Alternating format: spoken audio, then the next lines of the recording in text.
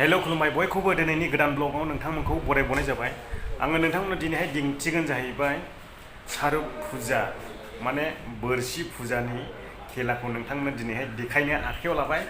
बेनिखायनो नोंथांमोनखौ बयखौबो जोबजासे नायलांगोन होननानैहाय मिजिंथिनाय थाबाय गिबियाव। दा आङो रुमाव सफैबाय थांनानै फैनानैनो आरो नोंथांमोननो देखायलांबाय थागोन। नोंथांमोना नायलांबाय थाब्लानो जाबाय। आङो भिडिअ लाबोयाबा गोबावसै मानोना आङो सम गैया, समनि आंखाल, बेनिखायनो नोंथांमोनजों बारा लोगो हमनो हानाय जायाखै। दा फारियै नायलांगोन होननानै नोंथांमोनखौहाय आङो एल'नाय थाबाय। ओमफ्राय नैबे साननैसोआव आरोबाव आंखौ ब्लेकमेल खालामग्रा मानसिफोर ओंखारबावदोंलाय, माने बैसोर फुराना मानसियानो बिसोरनो ओंखारबावदोंलाय। आं दा लास्टआव नोंथांमोननो एसे सावरायनानै खिथागोन। सिगांनो नोंथांमोना बे भिडिअखौ नायलांग्रोदो, ओमफ्राय मा होनो लाइक, शेयार, साबस्क्राइब खालामनानै थांबानो जाबाय दे।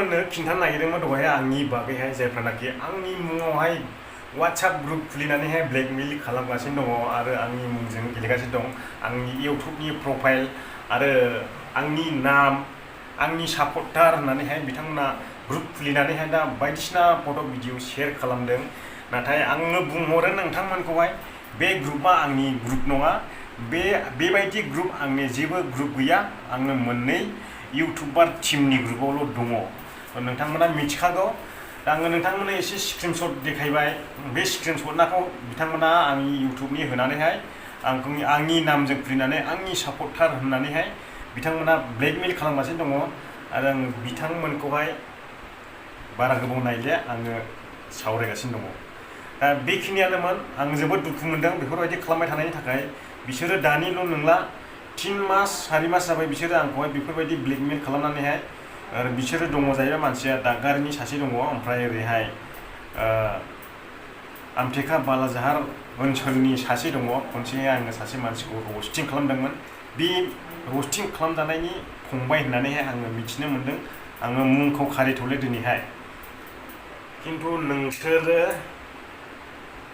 बारा गोबाव गैला आङो नोंसिनि न'आव सहैसिगोन दा बेखिनियानो लोगोफोर आरो मालायनि नामखौ बेफोरबायदि गाज्रि खालामनो नाङा बेफोरबायदि ब्लेकमेल खालामनानैहाय आरो आङो मा सावरायबावनो बिसोरनि थाखायलाय मोसौफोरनि थाखायलाय आङो बिथांमोननि माखासे डिटेल्सखौ नागिरग्रोनि IP एड्रेसफोरखौहाय ओमफ्राय नोंथांमोननो आङो फारियै खुलायैहाय बेखेवनानै होफिनगोन अब्ला नोंथांमोना बै समसिम नेनानै थाब्लानो जाबाय बाय बाय